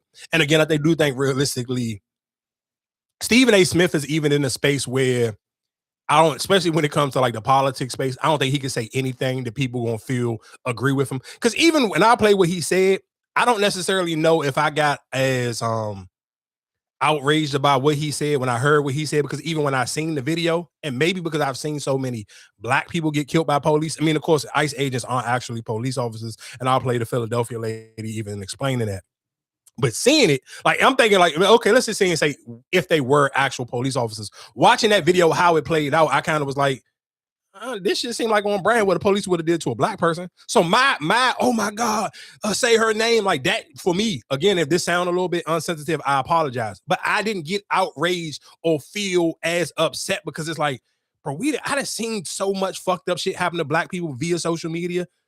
It was kind of hard for me to kind of just like, that shit ain't pulling the heartstrings for me. Like even when I seen people talking about it, and let's be clear, and that is one of the reasons why I like Threads, because I feel like that's where like smart black motherfuckers really be getting on there, getting their shit off, especially the super woke ones. I seen a lot of people echoing those sentiments because they was like, and I even sent it to a homegirl of mine, even with the Philadelphia lady, when she kept saying, like, say her name. That shit pissed a lot of people off. My homegirl literally sent me back like, Mikey, don't piss me off today. And I was like, I just wanted to check your temperature to see if you've been working with the white people too much. Was you feeling this shit? Because I know for a fact what the say her name shit came. That shit came from Breonna Taylor. You cannot be used like that. I'm listening to them say it was a lot of black women who was pissed off that they was using that say her name shit. Because when Breonna Taylor passed away, that was the slogan around her jump. I remember even when I wasn't even watching the WNBA at that time, but they even had the shirts that said say her name. So like that's a huge thing around black women, and especially getting killed by like the police. So them kind of like tossing that around and really just off of the, like, again, rest in peace to that lady. I'm not sitting here saying that that was right what they did or whatever the case may be, but I'm gonna be honest with y'all. I paid attention to a lot of black women who was not feeling that way they was kind of throwing around the say her name situation, because they was like, y'all you like, when we talking about gentrification, like y'all gentrifying our fucking slogan. You agree? All right. I was just making sure that I know what I seen, but I wanted to make sure I wasn't tripping either. But I'm gonna play I played a clip from the Philadelphia police lady first, and then I can play some of the other stuff, and I will play Don Lemon. And again, shout out to Don Lemon real quick, because Don Lemon, I can't even play. I forgot Jasmine Crockett too. Shout out to Don Lemon, because we didn't talk about Don Lemon on New Year's. And again, Joe Budden, you're a fucking idiot. Nigga, Don Lemon was not in New York on fucking New Year's Eve. Don Lemon was in New Orleans, which makes sense because, of course, Don Lemon does not work for CNN no more, or he doesn't work at any of those big networks. I told y'all he do a lot of his stuff on his own. Well, not a lot. He do damn near everything on his own now. And, of course, he does it on TikTok. He do it on YouTube, and he went on New Year's Eve. He did a jaunt in New Orleans where he was basically, and again, where I'm sitting here saying sometimes when it comes to, when we talk about how like some of these networks are firing these people, and some of these people you won't never see again, which think about a lot of the people who got fired from ESPN, like your Mark Jacksons or whatever, you kind of don't see none of these people no more. But for somebody like Don Lemon, like, I mean, of course, so let's be clear, he got fired, and nigga, he got paid a crazy payout when he got fired. I want to say, well, he got like $40 million for his payout when he got fired from CNN. So I mean, of course, he got some real money to kind of play around with and be able to do his stuff, and he spent the money back into his, like, if you see any of Don Lemon's clips or go on YouTube and watch Don Lemon or go look at his TikTok, like, nigga, he's using high quality shit. Like, he ain't let his shit drop off like dramatically from like, oh, I got fired from CNN and now my shit gonna drop off. No, Don Lemon cameras clear as a motherfucker, his lighting on the camera, all I'm telling you, his shit look like he still worked for some type of big name network. So again, like I said, shout out to Don Lemon, because Don Lemon was on New Year's Eve, he was in New Orleans, and he was the same way he used to do his stuff for them when he was in New York City doing the ball drop and all that. He did it in New Orleans. He was in there with the mayor and all of that, and they was on like, I like what he did. He was basically like, oh, y'all fired me, y'all ran me, I can't go to New York and get my shit off no more. I'm gonna make New Orleans poppin'. So I like that he kind of had that energy where it's like, oh, all right, cool, yeah, I ain't gonna be in New York, I'm gonna be in New Orleans. I'm gonna make New Orleans on point. So again, shout out to Don Lemon, because that nigga be like, he be putting in work. He be on the jump off the early in the morning, and he be having his late night show on the YouTube too. So again, like I said, man, shout out to Don Lemon. I do want to because I was supposed to, where the clip at? Oh, here we go.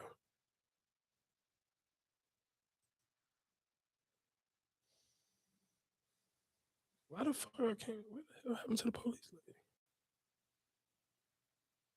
I hate when I do that. I feel like now I can't even find the shit. Fuck it, I'll just go Don Lemon first then.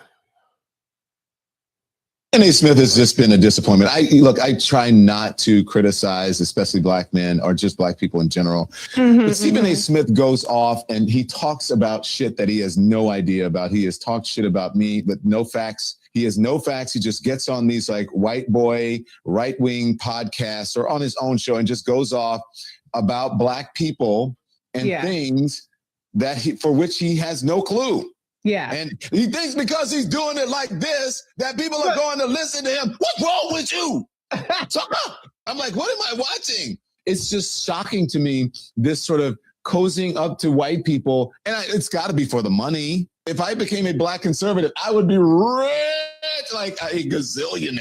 Or if I just went on and started like bashing black people just to bash them. And it seems that's become his stock and trade, to make excuses for white people and to cozy up to people like Megyn Kelly. He's one of those black people who white people think black people like, but we don't. And Stephen A. Smith does not represent us. Black people don't want to hear from him, networks. We don't like him. If you're a black person willing to defend white supremacy or willing to make Republicans feel warm and fuzzy inside, you have a long-term check going your way, but it will expire. My question is, when it expires for him, are people going to let him back in? Stephen A. Smith has just been a disappointment. I try not to criticize, especially black men or just black people in general. But Stephen A. Smith goes off and he talks about shit that he has no idea about. He has talked shit about me, but no facts. He has no facts. He just gets on these like white boy, right-wing podcasts or on his own show and just goes off about Black people and things that for which he has no clue. Yeah. And he thinks because he's doing it like this, that people are going to listen to him. What's wrong with you? So I'm like, what am I watching? It's just shocking to me, this sort of cozying up to white people. And it's got to be for the money. If I became a Black conservative, I would be rich. Again, like I said, shout outs to Don Lemon. I do want to play, of course, matter of fact, Steve Kerr. Well, I'm glad that the Timberwolves, recognized, her life and the tragic nature of her death. And it's shameful, really, that in our country, we can have law enforcement officers who commit murder and seemingly get away with it. It's shameful that the government can come out and lie about what happened when there's video and witnesses who have all come out and disputed what the government is saying. So very demoralizing, devastating to lose, anyone's life, especially in that matter. So it's terribly sad for her family and for her and for that city. And I'm glad the Timberwolves came out and expressed that sadness. And again, real quick, why I want to say shout out to Steve Kerr, because Steve Kerr is always on the right side of history. And we always kind of talk about like people being on the right side. And he just always used his voice in the right way, in the right manner. You got to think about it for just, even when you talk about somebody like Stephen A. Smith, where it's like, Steve Kerr, if he wanted to, he didn't have to lend his voice in the way he do, because he realistically, we keeping it a bean. He coaches a kind of like, a well-mannered team outside of Draymond Green. But even for Draymond Green, like, he wild on the court, but these niggas don't have no real political stance. You never heard, like, what's a Draymond Green don't have? He never took no, like, political stance. Steph Curry really don't say nothing. I think the only real thing you probably ever heard from Steph Curry is, I want to say he endorsed Kamala. Outside of that, like, they don't really use their voice in that manner. But Steve Kerr always has used his voice in this manner. Like, he has never shied away from these situations in the same way. Again, like you said, even with Greg Popovich, neither one of them, these is rich white men. Like, nigga, these are wealthy NBA legendary coaches and been coaching for years. Steve Kerr had a long NBA career and has even a longer coaching career. So he could easily, if he don't want to, he ain't got to say nothing, because there's endless niggas who don't say nothing. So for Steve Kerr to actually use his voice and actually sit here and say something, you got to give credit where credit is due to that one. So again, like I said, shout out to Steve Kerr. And I guess before we get off of this topic, I do want to play this clip from Jasmine Crockett. And that's why, when I play this clip, I don't necessarily know how people just like, you don't like Jasmine Crockett, I don't care what you say, you just don't like Black people. Because, bro, this woman, every time you see a video of her, she just speaks with so much passion, and I feel like she kind of always shows up at the right moment. And she ain't doing it like, I'll play. You can't fake this. So for people who feel like this, she kind of like be putting on the extra sauce because she's trying to make herself sing or come off some type of way. Bro, you can't, unless she's a goddamn fucking Oscar award winning actor, you can't turn this type of shit on just in a blink of an eye. It is so hard to sit here sometimes because I didn't come to Congress to write laws or to do things that are hurting people. I'm just asking if there's any decency or heart or courage on that side of the aisle. The fact that a woman was killed, she was shot in her head, and y'all are pretending like nothing happened. I remember when Charlie Kirk got killed. Do you remember what our response was? Our response wasn't to sit there and pretend like it was okay. Is it okay because you have a badge? Because the last time I checked, allegedly no one is above the law. Can y'all not just have a little bit of courage and humanity? I am asking if there is anyone that will stand for the very people that elected us and sent us to Congress. You tell us things like, well, the immigrants are bad. And so we got to get all these bills because the immigrants are the ones that are causing the harm. They're bringing the crime. The mayor of Minneapolis told y'all to get the fuck out. Yet y'all are the ones, it is this administration that is bringing crime to their streets. That's what's happening. again, like I said, shout out to Jasmine Crockett. I feel like just with something like, again, if you just don't like Jasmine Crockett, or you got any negative opinion towards you, just say you just don't like black people. You definitely don't like black women. You don't like black women who speak out loud. Because again, this not a black issue. This happened to a white woman. She could easily just not say nothing, don't have no type of emotion, can mind her fucking business for real. Because this ain't got nothing to do with her. She could literally just keep it cool. Because that's what they do for us. Like again, like I said, shout out to Jasmine Crockett. I'm not mad at it. Man, I can't believe I got fucked. I gotta find this Philly lady. I ain't even about to. She went crazy, but I ain't like that fucking. She went on that say her name. Where the fuck is she at? I gotta play her, Joe. I hope they didn't take it down. That's why I can't find her.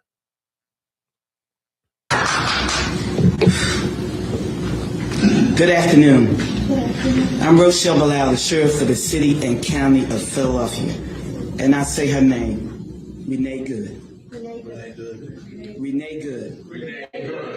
Renee Good. This should not have happened, but we're here today. Let know that law enforcement professionals, real ones, not the fake made up ICE, probably Trump's new army to attack citizens of the United States. Did you hear what I said? Mm-hmm. No law enforcement professional wears a mask. None. Those that come into our communities wearing a mask to commit crime, thank God for our district attorney, Larry Kraftner, who said he's going to lock them up. And I'm saying now, we are not going to whisk you away for them to hide your identity, because when you do it there, you get arrested there. No whisk away for them to hide you. None of that here. None of that here. Law enforcement professionals do not shoot at moving vehicles. I'm not saying fleeing, because she wasn't fleeing. She was getting out of the way. Law enforcement professionals do not stand in front of moving vehicles invoking an action that is illegal. No, we don't. And so we stand here today with all those who stand against the made-up, fake, what you can call ICE, professional law enforcement. I don't call them none of that. I call them made-up, fake, wannabe law enforcement. Because what they do is against not only legal law, but the moral law. So I'm with the DA, and we will work with them. If any of them want to come in this city and commit a crime, you will not be able to hide. Nobody will wish you off. You don't want this smoke, because we will bring it to you. And the fake, whatever they call them, because I can't say the name, but the criminal in the White House would not be able to keep you from going to jail. Renee Good should be here today. And to her family, we are saying law enforcement professionals are not the ones here in this city that would do that. I guess my only question with that whole situation is, do you feel like she spoke out like this because they do feel like ICE agents aren't real police officers? Because I'm trying to, like, even when I'm listening to her say that, I kind of like, damn, have I ever heard a police officer talk like this when police officers actually kill civilians? Mm-mm. So that's what kind of made me wonder, like, damn, do you feel this comfortable, I guess, speaking up against these people because y'all feel like realistically they're not real law enforcement. They didn't have to go to school for this. They didn't have to do nothing. They realistically got to I mean, you could just sign up, and when they started to offer that $50,000 signing bonus and all that, niggas was signing up for that shit. I mean, because the fucked up part about it is we live in America, and America is a capitalist fucking society. So people gonna do any, especially if I got a regular job and I ain't know when I was gonna see fucking 50 bands, yeah, of course, niggas was doing it. So I mean, it happened. But again, like I said, just listening to that, it kind of just made me wonder, like, damn, are you only speaking up like this because these not real police officers? Because you never hear police officers say anything, like this when one of their own do stuff this the same exact thing. And again, like I said, originally even watching the video, it's just like you be a little bit desensitized to some of these type of videos because it's like You done seen so much of this shit. Like, and again, rest in peace to her, but I'm not gonna lie to you. I definitely wasn't a fan of the say her name situation. But what else was going on in the world? I guess we can kind of go somewhere else. I guess we can go to Cardi B in a second. I feel like I'm missing out on something else, but I feel like Cardi B, like Jason Brockett, Stephen A. Smith. 4 young women from the Houston area were returning back from a trip to Colorado. That's their car on the right with its hazard lights on. Looks like they were coming from a girls' trip to Colorado and experienced a flat tire. And so what they did is they adhered to all of the traffic rules. They slowed down, turned on their hazard lights. Attorney Rodney Jones is representing 2 of the families, that of Lakeisha Brown of Galveston and Brianna Brantley from the Missouri City area. The 2 other victims were Mayunique Johnson of Stafford and Taylor White of Missouri City. The car recording the video then gets ahead of their distressed car, which is now there on the left, hazard lights still on, and records the moment that car is hit by the 18-wheeler. When you see the video, what does it lead you to believe? You know, it leads me to believe that this driver was clearly distracted, grossly negligent. He had ample time. This accident was clearly preventable. DPS said the driver of the 18-wheeler failed to control his speed. Attorneys are suing the driver, Guadalupe Villarreal, and HEB, saying he was hauling HEB merchandise. They're also suing Parkway Transit Incorporated and Scrappy Trucking LLC. Attorney Rodney Jones says the families want first and foremost justice for their loved ones. 4 young women. Damn, that's crazy, dog. And that's one of the scariest things, just where you break down in the middle of like a high, like you told me they kind of look like they was like in the desert. And y'all know when you get on one of them stretch roads and I guess of course you could argue that the truck driver wasn't paying attention, but I guess to shoot him a little bit of bail is like when you get on one of those roads where you kind of used to driving up and down all the time, and again, which is realistically, it is a part of your fault, because if you drive for a living, you kind of know you still got to pay attention. But we talking about human nature. Some people, you'd have made this drive a million times, and normally it's nothing on the road, and you can kind of get this where you can kind of get your speed up because it ain't gonna be no police on this joint, and it's just an open road for 5 or 10 miles or however many miles. It's just an open joint. You kind of just put your foot on the gas and you're doing your thing. And the sad thing about it is, if you pay attention, like I even do this a lot now, and that is one of the reasons why I don't be mad at people be beeping their horn as soon as the lights turn green. Because if you drive enough, you probably pay attention. If you pay attention to the cars around you, people always on their phone. So I can even imagine if you just truck drive, and of course you can't give nobody no bail for if this nigga on Instagram or TikTok while you driving some big ass truck and not paying attention. But damn, this joint, like, their car literally broke down in the middle of a road, and you talking about, when you in the desert, no, that speed literally, you can literally do 75 on some of them roads. So yeah, it's gonna be hard for him to sit here and come slam on the brakes. So that if you could do 70, if the speed limit is 75, niggas is doing damn near 90. So it's just like, realistically, of course he was not going to be able to stop. It ain't no way in hell he was going to be able to stop. But of course, you can sit here and say he should have been paying attention, because if he was paying attention, he could have slowed down or he could have got another lane. But again, like I said, man, that's some scary ass shit, though. I ain't going to lie to you. That truck hit the shit out of their car. Like, damn. Oh, man, that's crazy. And to go back on that, that whole ice situation, a lot of people canceling their World Cup tickets now. Oh yeah. I'm glad you said that, because I forgot. I did make that a topic. I forgot all about that. Yeah. So basically, and which is kind of, I don't 6, think. Yeah, how many? It was. I know that right number. now is at 16,800. Yeah, that's a lot of motherfuckers, dog. Let's be clear. Them stadiums hold a lot of people, but I don't think Trump realistically. That's an NBA arena right there. No, for sure. But them. I want to say, well, how many is the soccer arena? Is soccer arenas bigger? Most soccer arenas they play in the football joints. It's at MetLife. Yeah, I think Trump ain't. I think Trump wasn't thinking about that one, because that FIBA. Of course, for people who don't know what we're talking about, of course, the FIBA World Cup is coming to America. I believe they are doing. What are they doing? I want to say some of the games is going to be played in different stadiums. I think some New York. I think DC get a game. I think California get a game. But that's crazy to be can't.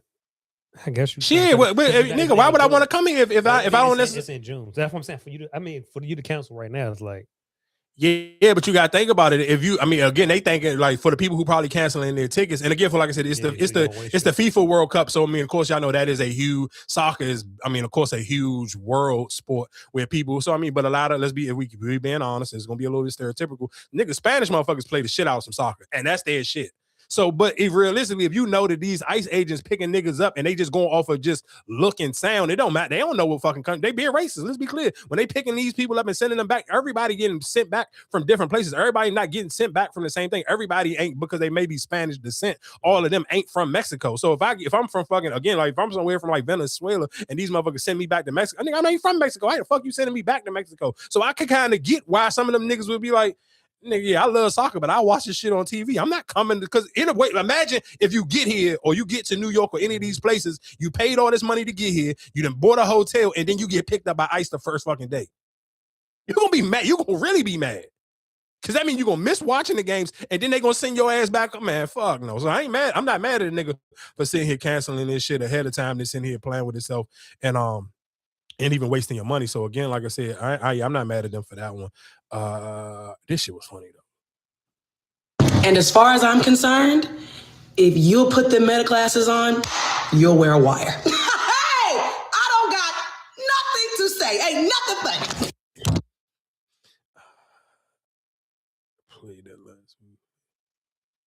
How are you guys single?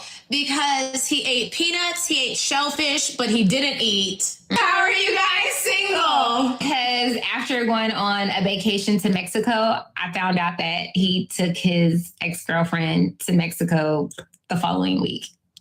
How are you guys single? When he would breathe out of his nose, I could smell his breath. How are you guys single? Because on the first date, I tried to test him and see if he'd let me pay, and he let me pay. How are you guys single? Because on our second date, I found out he was on probation for murder. These bitches are stupid. Oh yeah, I said Cardi B. Let's go Cardi B. Which one of these Cardi B's I'm gonna go first? And you could just pick one. Cardi B and I was just tripping. Just pick a Cardi B clip. It don't matter which one. Somebody say, wait, why did Jesse Wu say that Cardi B had a revenge baby? A revenge on what? Revenge on what? On who? These bitches just be saying shit because what is their revenge baby? Do you think that I'd be like, hey, I'm gonna have a baby because I'm gonna have revenge on what, bitch? On my ex-husband, bitch? I don't need to have a baby for revenge, baby. My whole life is revenge. My money is revenge. My career is revenge. My album is revenge. Me not dying over a nigga is revenge. Me having freedom is revenge. You know why? You know why I kept my baby? Because I love my baby, and me and my man made that baby with fucking love, bitch. We was fucking down till it stank. Fucking everywhere, bitch. And I'm a grown woman, bitch. I make my fucking own decisions. If I wanted to keep my baby, I kept my baby.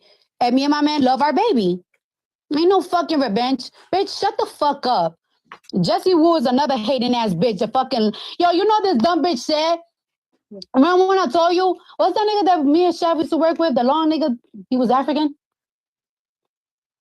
Jay. This bitch gonna fucking say, no, it was B-Hop. This bitch gonna fucking say B-Hop said that in order, bitch, shut the fuck up. You always fucking lying about some shit. Dumbass bitch. Sick of you too, bitch. The fuck is you talking about policing? I don't gotta police no nigga to stay with me. Let me tell you something. That nigga got options. Let me tell you something. And guess what? I am not the only bitch that he ever fucked that is famous and got money and is a bad bitch. I can't help that nigga fell in love with the brim. He loves it over here. Can't no nigga make that motherfucker laugh, showing all his 32 teeth. The fuck? Can't help a nigga love me, bitch. This ain't no fucking publicity. This ain't nothing, bitch. The fuck? What are you talking about? Bitch, always want to fucking say something. You bitches and y'all weird ass fucking narratives. Shut the fuck up. You imagine my grown ass having a baby for fucking revenge, bitch? You think it's easy having a baby? But of course, there's a bitch with no kids that's saying that. You think a bitch is gonna say to herself, I'm gonna have this baby for fucking revenge. Like if it's easy to have a baby and take care of one and carry one. Especially my age. Bitch, shut the fuck up. Just talking out your fucking ass. Ho. You ain't got nothing to do with your asshole. Go shave it. I do gotta real quick. I gotta give Cardi a little bit of credit because I said this before, and I do think Cardi got to give herself a little bit of credit. Stephon Diggs has realistically dated other women with their own money or some form of celebrity, but they ain't Cardi B. Like, let's be clear, it ain't too many women on planet Earth that's more famous than you. So of course that conversation is going to be way louder. People are going to just be saying shit, and I didn't necessarily know that her and Jessie Wu already kind of had a little bit of smoke already. But obviously they got some. I will play a little bit of Jessie Wu's thing, but I do think. But again, like I said, I get what Cardi's saying is like, y'all on my dick are trying to make it seem like this is a publicity stunt, but this nigga has dated other famous people before. And real quick, I can kind of tie these two things in, and this is going to sound a little bit fucked up, but I just got to be raw and be honest with it. Thoughts and prayers to Rasheed Rice. I don't know if it's his girlfriend, fiance, whatever their situation is, but man, the NFL don't give a fuck, dog. I've said this before on this podcast, and I'll keep saying this for any women who are just thinking about dating, especially a football player. If that's your thing and you looking for that to be your way out, I ain't saying it can't be. I ain't saying you can't look up and get a little bit of money, but you got to get it when it's hot, because two, them contracts, when them shits is over, it's over for them niggas. And especially if they not good with their money, or they not, because I think a lot of y'all end up getting pregnant by football players or getting in a relationship with football players who ain't Stephon Diggs, who ain't shit. You ain't even Rasheed Rice. So a lot of this shit you're going to be willing to deal with from some of these niggas when they dealing with CTE, it's not going to be as beneficial because the money ain't going to be the same. And it's not going to come with no type of fucking celebrity status or nothing. So you kind of got to be careful with that. And with all that being said is, I'm just being honest. Should look at Stephon Diggs. Stephon Diggs playing for the Patriots right now. He in the playoffs. That little situation with him and that chef, man, they pushed that shit back. And the NFL said they ain't checking into that shit until after the season over. They literally, the court in New England pushed this shit back, said they won't see him. They won't even see a court date until after the season over. So I think sometimes you again, for any woman, you gotta be careful. Like, I get it, that payday looks sweet. You may think, oh, I'm gonna have me a rich baby daddy. Yeah, you just better hope this nigga don't beat your ass, because Rasheed Rice ain't no squeaky clean nigga. This nigga missed 6 games for fucking hitting, for drinking and driving. Oh, that was the racing. Huh? That was the racing one. Yeah, but he still hit somebody. Cause they sued him for that. That's why he hit a car. He didn't kill nobody, but he hit somebody. Yeah. He got suspended for 6 games, but this one, and again, this shit sound fuck, bro. He was balling. This is what I'm telling you. For people like the Kansas City Chiefs, I seen people on the Kansas City Chiefs are cutting. Let me tell y'all something. The Kansas City Chiefs ain't cutting that nigga. Did you watch a Kansas City Chiefs game before? If you watched the Kansas City Chiefs game with Rasheed Rice, man, they not cutting him. Again, like I said, I'm not trying to sound unsensitive, but sometimes you got to just have raw conversations, because I think a lot, again, when I sit here and say that shit about last week when the James Harden situation, I think a lot of women just don't have no type of male friends or no male voice who just gonna keep it a bean with them. I'm telling you right now, if you get in a relationship with these football niggas, these niggas, their anger management, them niggas is not no squeaky clean, super nice guys. I know women personally, man, when you deal with them football niggas and when them and that switch go off in their brain and them niggas get to losing it on you, them niggas gonna lose it on you.